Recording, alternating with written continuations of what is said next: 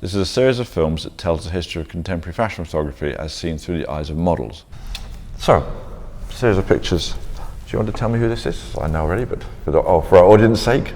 These are by Peter Lindbergh. We did them for Harper's Bazaar when Liz Tilberis was the editor-in-chief. Right. And tell me, just again on a slightly nerdy desire to find out everything that happens on photography shoots. You're in New York. What are you seeing when you're looking this way? Yes, we were in New York. We were in Times Square, and it was about just as the light had come up, because they had to shoot part of Times Square and shut part of it down. So, really? You know, we could only get a permit for probably like 6 in the morning to 6:30 or something. Right, crikey. And you know, it was an incredible shoot. You know, I don't have memories that are really strong from all of mine, but this is one of those that I remember very well. And can you tell me a little bit about the premise of the shoot? Peter wanted to, well, what they had told me when they booked me was that I was going to be the Christmas angel. Right, excellent. And at the time, I mean, this is pretty silly, but at the time, I don't know why I guess I was looking for some sort of spirituality, but I was super into angels. Right. So strange. And when they called and asked me, I was like, oh, it's a sign. And so, of course, I said yes. And but Peter had really talked to me and described Wings of Desire. Right, okay. By Wim Wenders, who is a dear friend of his. Right. And that makes much more sense than just the Christmas angel. And so that was what this story was based on, was that, and also there was a movie that was, it was a movie on HBO called Angels in America. Right. Which was about AIDS, I believe. Right. That kind of was a big moment. And so all of that kind of was tied in. And they wanted to shoot this kind of fallen angel, right. Who was kind of in search how to find their way back. Yeah. And you said that they phoned you up and said it was about being an angel, Christmas angel. How much do you think you've shaped your career, and how much of your career has been shaped by other people's desires or imposing a vision upon you? That's a good question. I think, you know, I've been pretty good about making smart choices with the advice of my previous agent, who really helped form my career. Right. We were very thoughtful in our decision making. Yeah. But at the same time, had I not worked with people like you or Peter, you know, my career wouldn't have had the trajectory either. Right. So as much as I could say I had smart choices, I also had great options, because people like you were calling to work with me. Right. So I'd say it's 50-50, you know, ultimately. I mean, that's why I have so much gratitude for the people I work with, because well, it goes they're both part ways, of the story, you know. And this was going back to our series of pictures here. This is shot in time. This is shot in a. That's on the roof of the Rockefeller. Oh, is it? Center. Yeah. Right. And there's also one he shot from even higher up. Yes, I'm like teeny in the picture, but it's so cool because you get the perspective of how, you know, I guess seeing an angel from above. Yeah. And tell me a little bit about working with Peter. I mean, I know him slightly, but. Peter is one of, you know, my favorite people to work with. He looks for the soul, the spirit in someone, the person in someone, rather than just the beauty. I think that's why Peter doesn't like hair, he doesn't like makeup, because he's wanting to see you. Yeah. And he connects to you rather than, you know, kind of whatever they put on you. Yeah. And the genius too of Peter is that he doesn't give a shit about how old you are. He doesn't care about all that stuff, you know. He'll photograph a young woman, and he'll photograph a woman that's, you know, in her 80s, and he thinks they're equally as beautiful. Well, he's right. And they are, and he is right. And kind of makes me emotional to say that, but. Because you've given a lot for him. So doing the research into this interview, obviously I went through a lot of photographs and saw a lot of pictures. that you've been in, and looking at Peter's work and your work together, you really have given a lot to him emotionally. I have. So you made yourself very accessible. I have. I trust him. Yeah.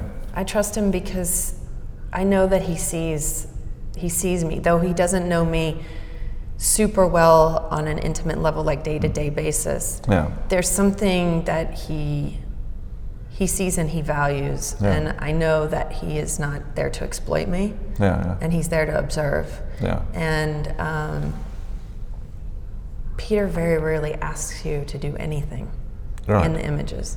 Really? It's mostly he is, they kind of set up an environment and let you be. Right. And so I think that that is kind of the genius too of him, is that he is a keen observer. Right.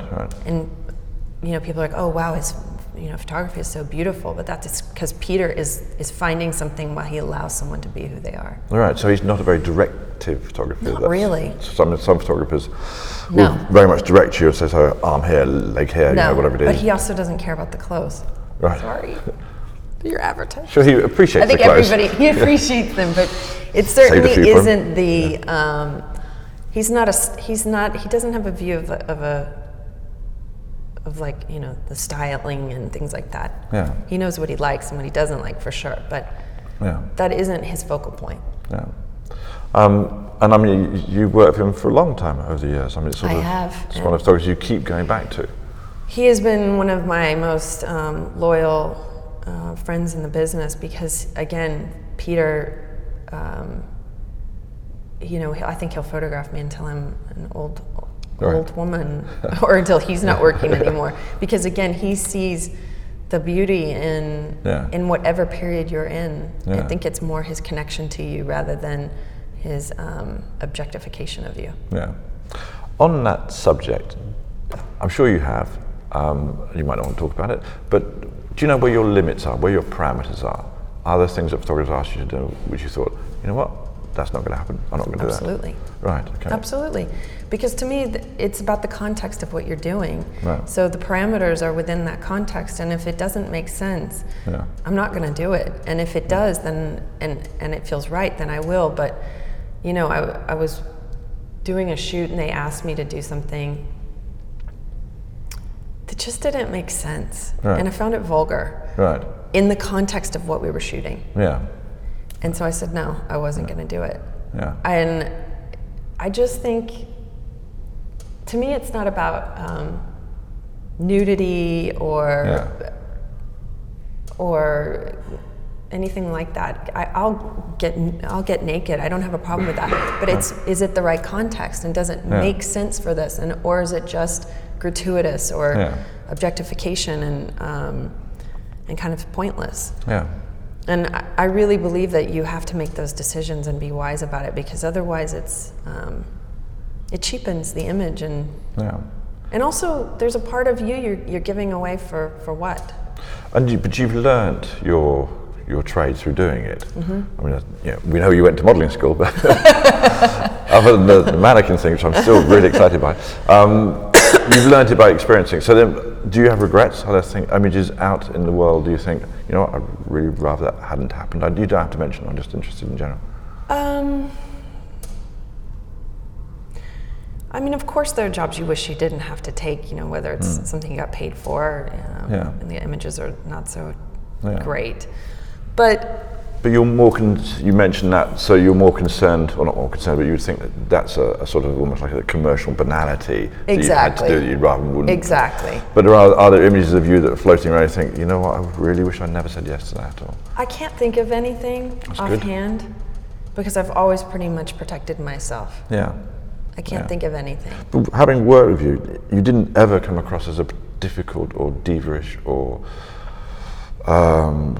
so you were always super easy to work with. But I really trusted you. Right. And I also think that you are someone who, you're thoughtful of the content and how whatever point we were trying to get across. I mean, there's a photograph, I think, where I'm in a suit and I think the jacket's flying open or there's a part, do you know what I'm talking about? Yes, the Galliano suit? Yeah. Yeah.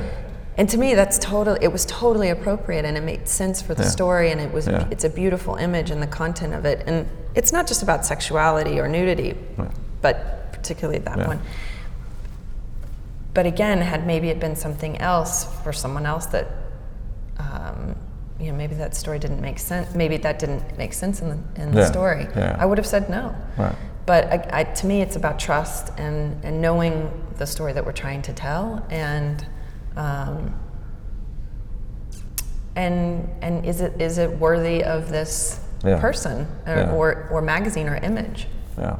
And so I have said no a couple times, but it's not images in the ether that you're thinking. Well, no, but I'm sure we can find some. I'm not about to do a search. But no, I don't. I don't really think of anything that more the stuff that we talked about, the money jobs that you're like. Yeah, that's not so. Has to pay the bills. Yeah, absolutely. Well, we'll do.